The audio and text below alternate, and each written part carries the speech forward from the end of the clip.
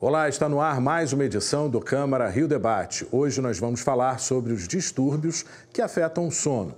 Segundo estudos da Fundação Oswaldo Cruz, a Fiocruz, 72% dos brasileiros sofrem de doenças relacionadas ao sono.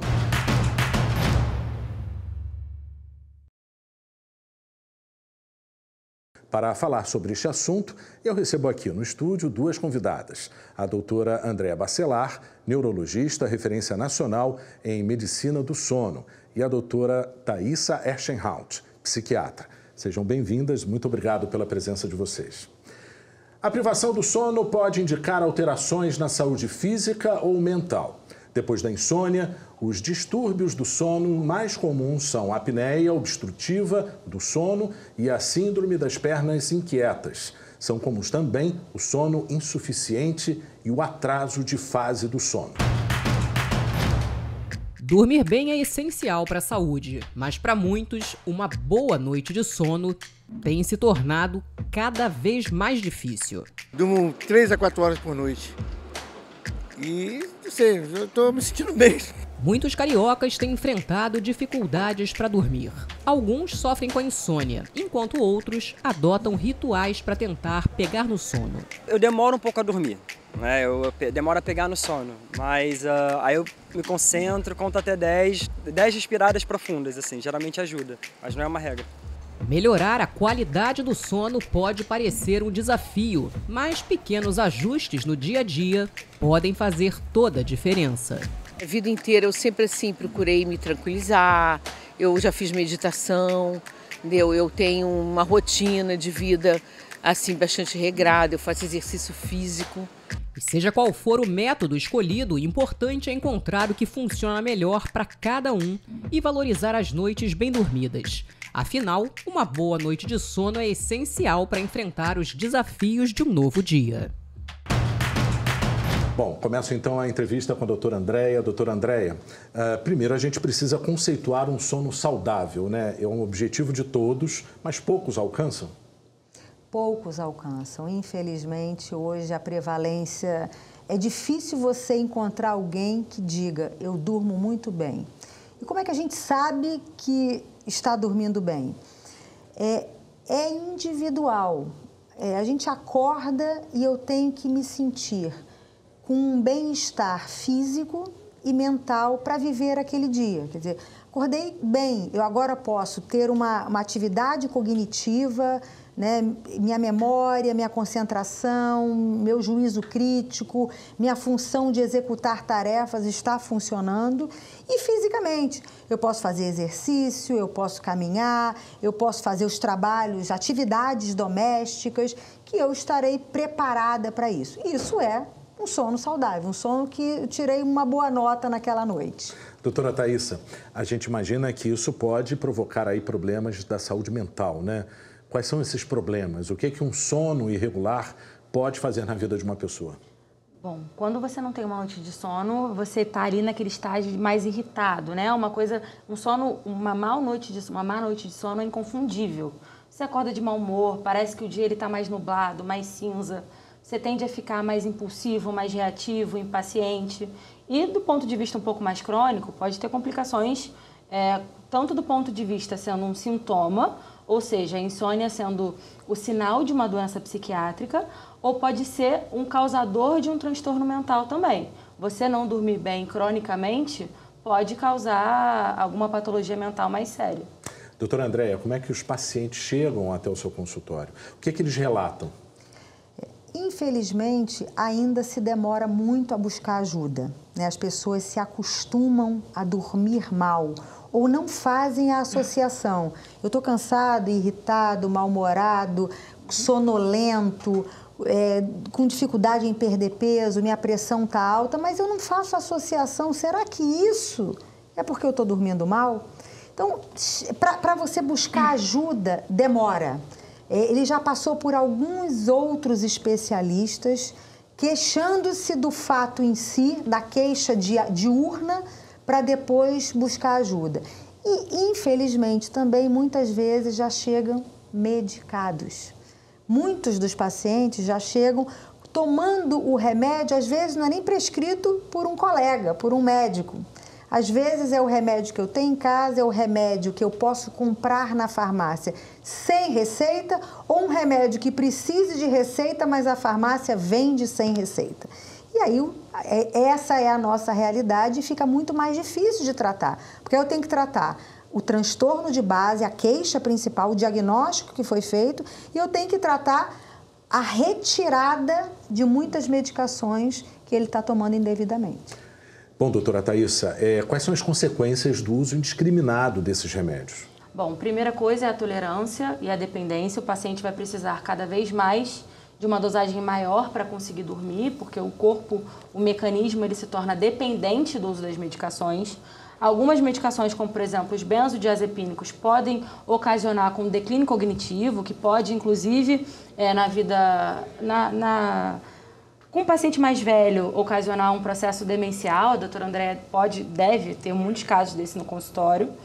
Além do risco de queda, o paciente, quanto mais medicado ele está na hora de dormir, aquele paciente mais idoso e mais frágil pode cair, pode bater a cabeça, e algumas outras medicações, como as drogas Z, ali, por exemplo, o Zolpidem, podem cursar com alucinação, piora da memória, o paciente faz um monte de coisa, compra, vai para os lugares e não lembra do que fez, colocando a própria vida dele em risco. Doutora Andréa, por que a gente está dormindo cada vez mais mal? Ou seja, por que a gente está tendo esse índice que a gente anunciou aí de 72% da população com problemas de sono? Eu acho que a pandemia foi um marco, né? Não tenha dúvida. O ser humano foi feito para viver em comunidade, a gente ficou isolado e a gente teve medo e a gente perdeu entes queridos e a gente perdeu condições financeiras, emprego. Então, todos os alicerces que fazem com que a gente se sinta seguro na vida, isso foi perdido na pandemia. Então, a pandemia deixou uma sequela muito grande para as pessoas, porque essas pessoas ou não se trataram ou se trataram de maneira inadequada, até pela dificuldade do acesso, né, ao médico. E aí o abuso de medicações, né, como a doutora Thaísa falou, o Zolpidem, por exemplo, era uma medicação que a gente estava ali sob controle, fazendo adequadamente com a prescrição do médico, porque é uma medicação potente, é uma medicação que age muito rapidamente, ela induz o sono rapidamente e o médico tem que entender quando eu vou prescrever, para que tipo de paciente, e eu vou acompanhar esse paciente. E essas medicações não são de uso contínuo. Toda medicação, hoje, tarja preta, porque aí, logicamente, com esse abuso, com esse uso excessivo, com esse uso indiscriminado, para você ter uma ideia, a venda do Zolpidem aumentou 161%. Então, é uma coisa assim que não se explica, a população não aumentou essa quantidade. Então, as pessoas compraram e abusaram, e hoje a gente tem abusos de uma caixa por noite. Então, é uma coisa assim, hoje a gente encontra no nosso consultório semanalmente um novo paciente com esse tipo de abuso. Então, o que eu quero dizer é que essas medicações podem até ser prescritas, né? Os benzodiazepínicos, as drogas Z. Porém, elas têm um tempo de uso, não são medicações de uso contínuo e sempre sob supervisão de um médico especializado que saiba o que está fazendo. Porque insônia, por exemplo, a gente tem vários tipos. Insônia não é uma única doença, um único transtorno. A gente pode ter pessoas com insônia com queixas completamente distintas. Então, um fármaco não é igual para todo mundo, não é indicado para todo mundo. Doutora Thaísa, muitas vezes o sono está ligado a outras doenças, né? A dificuldade de atingir um sono pleno. Eu queria que você falasse justamente sobre isso, como que a gente consegue ter sinais. Eu vou separar aqui em dois grupos. Existe a insônia talvez relacionada um pouco mais à questão clínica, que a gente tem o SAUS, que é a apneia obstrutiva, quando o paciente tem um sobrepeso, e a das pernas inquietas que ficam aqui, e eu vou puxar a sardinha para o meu lado para falar sobre ansiedade e depressão. A própria insônia da ansiedade e depressão são insônias diferentes. A gente diz que tem a insônia do ansioso e a insônia do deprimido. O deprimido costuma ser, vale dizer aqui que isso não é uma obrigação, a gente pode ter uma exceção a essa regra, mas o deprimido é aquele que acorda mais cedo. Já o ansioso é aquele que demora para dormir. Porque o ansioso, quando deita, a cabeça fica pensando, não dorme. E o deprimido é aquele que o tempo de sono é mais curto. Então, é aquele que acorda 3 horas da manhã ou 5 horas da manhã, abre o olho e pensa, meu Deus. Bom, Câmara Rio Debate vai para um breve intervalo. Não saia daí, é só um minuto.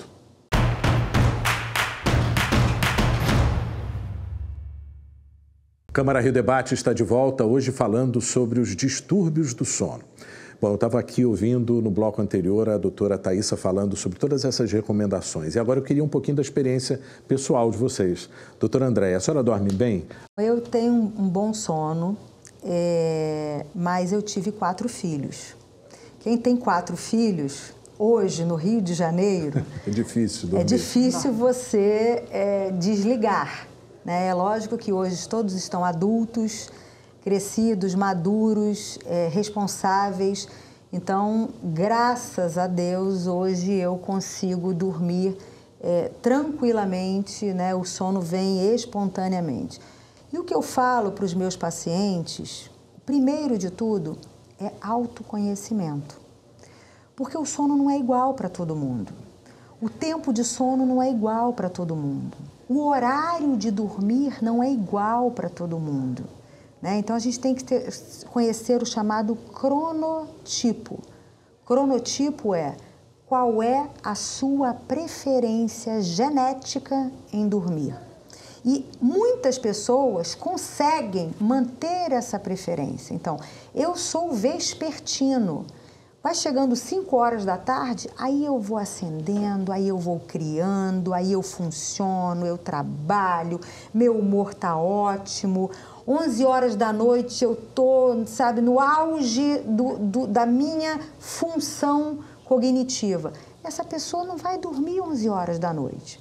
Essa pessoa, é maldade falar para ela assim, olha, 10 horas da noite você desliga tudo porque está de noite e você tem que dormir. Certo. Não, não é. Agora, esta pessoa não vai acordar às 6 da manhã, porque ela não vai funcionar às 6 da manhã. Então, esse autoconhecimento é muito importante até para você escolher o que você quer da sua vida. Para você ser professora do ensino fundamental e bater o ponto 7 horas da manhã na escola, você não pode ser vespertino, porque você vai estar sempre contra o seu ritmo biológico. Você pode até se ajustar, mas na primeiro final de semana prolongado, você vai para a sua vontade maior. Então, isso aí é o principal de tudo, né? Adolescentes que chegam no meu consultório levados pelos pais, ele não dorme. Primeiro que é o cúmulo do absurdo, as escolas, principalmente do ensino médio, do high school, lá de fora, começarem as aulas às 7 horas da manhã.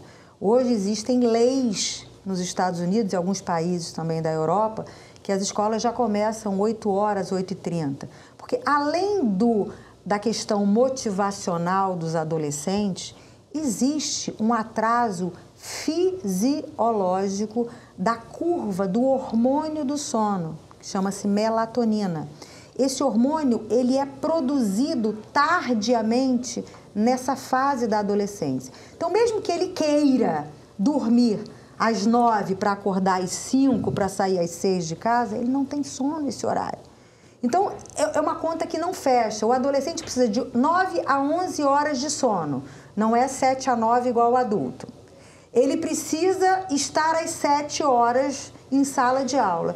Então, 8 horas da noite ele tem que estar dormindo. Qual é o adolescente que a gente conhece que 8 horas da noite está dormindo? Nenhum. E ele vai dormir de manhã na sala de aula. E aí vem o diagnóstico. Não, ele tem déficit de atenção. Verdade. Doutora Thaísa, noite de sono perdida... não se repõe, a gente sempre ouve isso. Qual o dano que pode provocar em relação à saúde mental, ou seja, as emoções, o que isso pode acarretar? Porque é muito comum até mesmo na vida do adolescente, né? Que quer aproveitar todo mundo em uma única noite. Tem um estudo que fala que para cada noite de sono perdida você precisa de 2 para repor. E aí é curioso, porque tem alguns trabalhadores que trabalham em ritmo noturno, né? Que tem aquela escala de 12/36, que são pacientes que a longo prazo nunca dormiram bem, nunca dormiram uma noite. Porque se você precisa de uma noite, 2, para repor uma que você não dorme bem, e você trabalha dia sim, dia não, você nunca mais vai dormir bem. Isso, a longo prazo, pode simular efeitos como de síndromes depressivas, de síndromes demenciais, de síndromes ansiosas. Então, o paciente pode ter, francamente, sintomas depressivos, sentir angustiado, triste, desmotivado, sem vontade de fazer as coisas, sem ter prazer em fazer as coisas, extremamente irritado, impulsivo, reativo, com os nervos à flor da pele, realmente. Porque quando não dorme, acaba que o dia ele tem uma tonalidade, uma vivência diferente. E esses adolescentes que a doutora Andréa acabou de falar são uma população que estão completamente expostos, né? O adolescente, até mesmo por conta dessa questão hormonal, já tem um humor muito peculiar. E aí você junta isso com uma privação de sono de segunda a sexta-feira na escola, temos a vida adolescente que temos no dia de hoje. Doutora Andréa, qual que é o perfil do paciente? Jovens que têm aí o sono insuficiente, né? É aquela privação do sono, ou idoso? Ou existe distúrbios do sono para todas as idades? Existem para todas as idades, né? O adolescente é esse, né? É o sono insuficiente e a síndrome do atraso de fase. Ele tem essa fase atrasada de sono e ele não pode viver e tenta. Quando a gente fala compensar, não é que ele não deva dormir 10, 11 horas no sábado e no domingo. Na verdade, isso faz com que equilibre as funções e os sistemas do corpo para começar a semana. Então, isso é um fato. Mas o sono que ele perdeu, ele perdeu. Então, é importante, a gente não pode fazer essa conta. Eu preciso de 7 horas de sono por noite. São 7 noites, então 50 horas por semana. Vamos dividir as 5, 6, 10. Quer dizer, não é assim. O ritmo é de 24 horas, ritmo circadiano. Os adultos, a síndrome da apneia obstrutiva do sono, ela tem uma prevalência de 30% da população. Então, 1/3 da população para de respirar à noite. E, infelizmente, a gente não faz esse diagnóstico. As pessoas não procuram ajuda, até porque acontece eu estou dormindo. E o ronco é aceito como normal, né? Inclusive, os desenhos animados botam ali Z, porque eu estou dormindo. Roncar significa dizer, o ar está passando estreitado aqui na garganta. Será que eu estou parando de respirar? Será que cai o oxigênio na madrugada? Levantar à noite para urinar, a noctúria, não é normal. A gente tem a bexiga, que é um reservatório, que se eu urino antes de dormir, passo 8 horas, vou de manhã e vou urinar.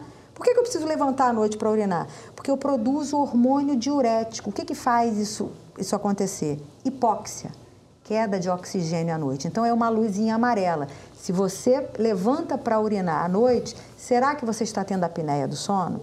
E a apneia do sono gera inúmeras consequências. Eu fico hipertenso, eu fico diabético, eu fico obeso, eu tenho resistência insulínica, eu baixo a minha imunidade, eu fico com o humor alterado. Hoje existem meta-análises, que é o topo da cadeia de estudos científicos, mostrando que não só a insônia crônica, como a apneia crônica, são fatores de risco para demência. Verdade. Doutora Thaíssa, vamos para o outro extremo. As pessoas que dormem muito. O que está acontecendo? Existe aí também um sinal, um alerta laranja? Existe uma patologia chamada catalepsia, né? Que são aqueles pacientes que literalmente eles têm um distúrbio do sono que eles desligam. Então é um paciente que ele entra ali, não é bem um sono, mas é como se fosse. Mas não é sobre isso que a gente vai falar agora. Normalmente os pacientes que dormem demais, na verdade, eles não dormem bem. Quando você tem uma noite de sono ali na vida adulta, como a doutora Andréa falou, que aquele paciente todo dia precisa de 12 horas de sono, a não ser que ele seja um perfil de adulto dormidor, que ele precise desse número de horas, pode ser que essa qualidade de sono seja péssima, né? O sono ele é dividido em algumas fases, tanto a N1, N2, N3, quanto a fase REM. E para cada fase desse sono, você precisa de um tempo, de uma qualidade. Às vezes o paciente ele não tem esses números de fases, nem em número, nem em quantidade e qualidade. Então ele dorme para tentar compensar uma coisa que ele não compensa. E aí, às vezes, enfim, essa agitação, ele se mexe muito de noite, então pode dormir muito e ter uma noite péssima, do mesmo jeito. Perfeito. Chegamos ao final do nosso programa. Muito obrigado, então, por todos esses conhecimentos que vocês passaram para a gente. Câmara Rio Debate fica por aqui. Assista a nossa programação pelo canal 10.3 da TV Aberta e também ao vivo pela internet. Até o próximo programa. Tchau.